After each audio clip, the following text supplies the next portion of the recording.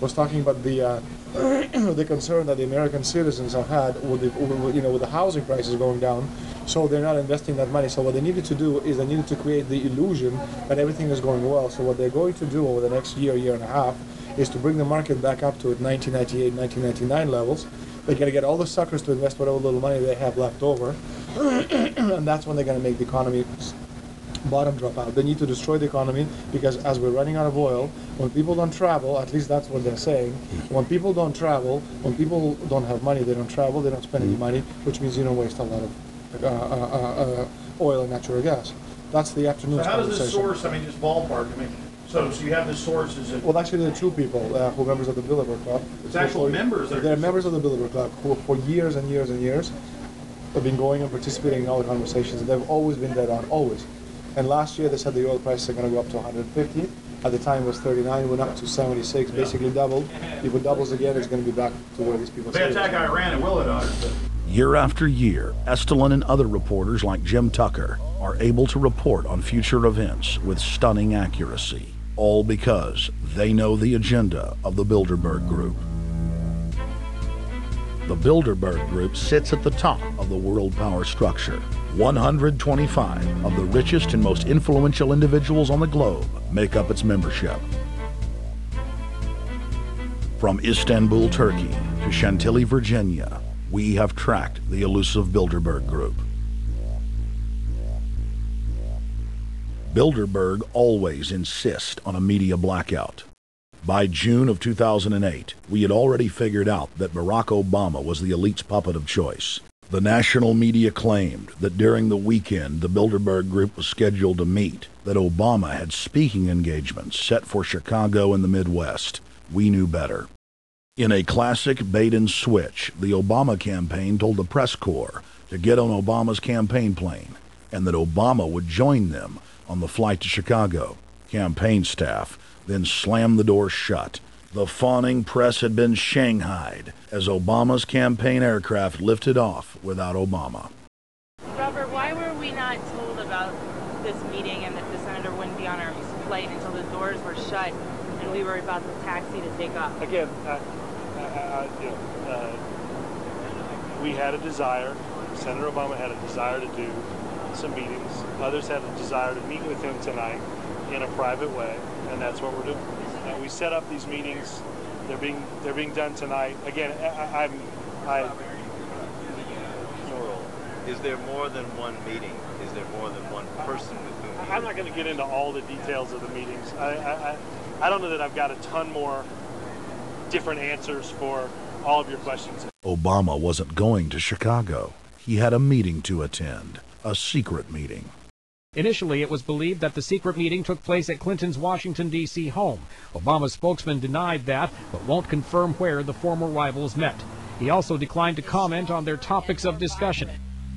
For a day and a half, the mainstream media engaged in a wild goose chase, trying to find out where Hillary and Obama had gone. 3 cover stories later, the corporate press had to admit they had no idea where the 2 candidates had gone. And to this day, Clinton and Obama aren't talking. Plenty of sources knew about this meeting, told us and others that it was at Hillary Clinton's house, but clearly it wasn't. In 2008, the trail led us to the Westfields Marriott Hotel, right outside Washington, D.C. We just flew into Washington, D.C.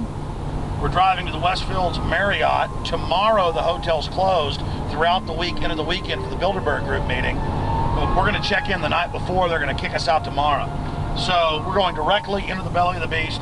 The hotel will be filled with at least 5 spy agencies: CIA, Defense Intelligence, Mossad, European Union Security. We checked into the Westfields Marriott 48 hours before hotel guests were scheduled to be thrown out ahead of the annual meeting. The building was nestled in the heart of the military-industrial complex, with the National Reconnaissance Office and Raytheon just a stone's throw away.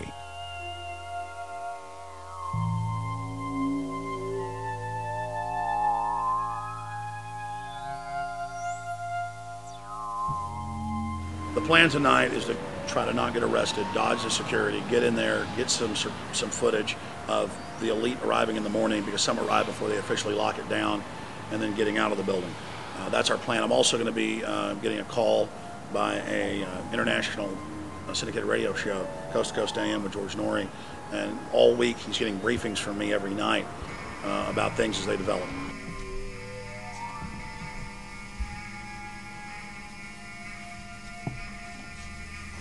George, we're sitting here in the room. As the phone rings with your producer, Tom Danheiser, to put me on, the fire alarm goes off. So everybody is exiting the building. I know this is a setup. They timed it exactly when this happened. Open the door. I want them to hear the fire alarm. Open the door. I want people to hear this live to the 16 million people listening.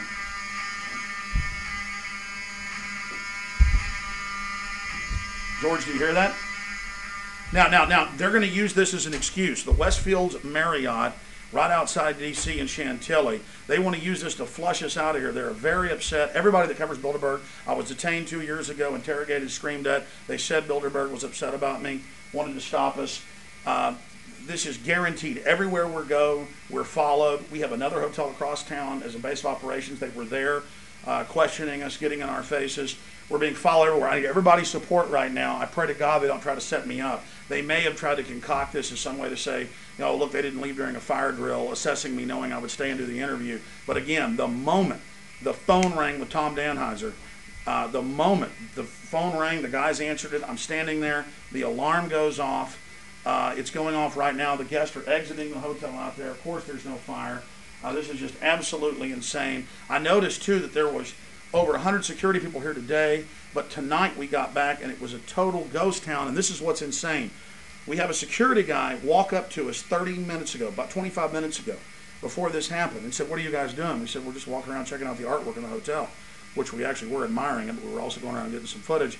And they said, "Well, no cameras allowed." We said, "Fine." And then he said, "Yeah, we had somebody do a fire alarm a few weeks ago, and me and Rob, my camera guy, were on. Why is he telling us about a fire alarm?" I forgot that part, George. These bastards have done this. I don't know how. They're planning to try to set us up or something, but this is incredible. We are here in the middle of this right now, George.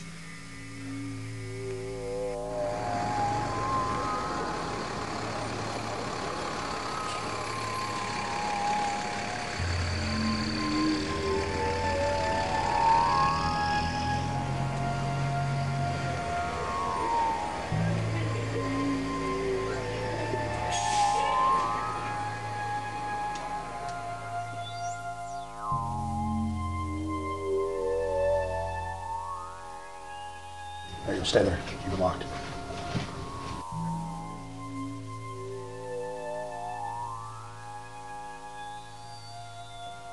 Let's go. Let's get out of here now, Richard. Don't screw around anymore. We got out of here on exactly the right time. Is this the way out? Yeah.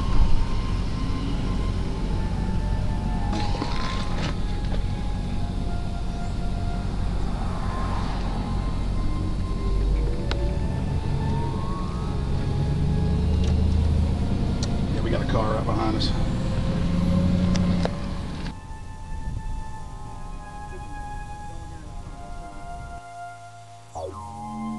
We made about, what, 5 turns and 6 turns, the same car's following us. Now looks like he's following us into a... He came out of Bilderberg, he came out of the Westfield. He's being a little bit subtle, but... Not too. So there he is. That's him over there in the blue green car. Yeah.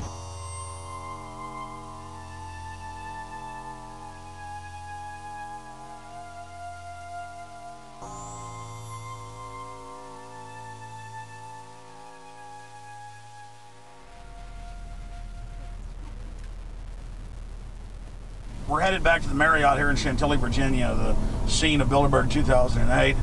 We successfully infiltrated the last day and a half inside, got out with some great stuff.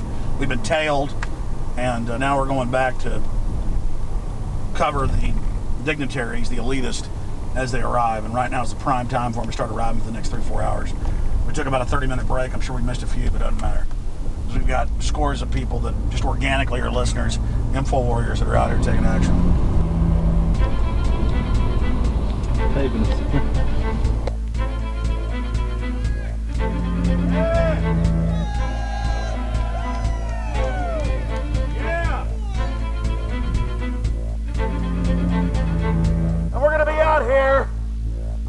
3 days while you try to chart the future of our destiny.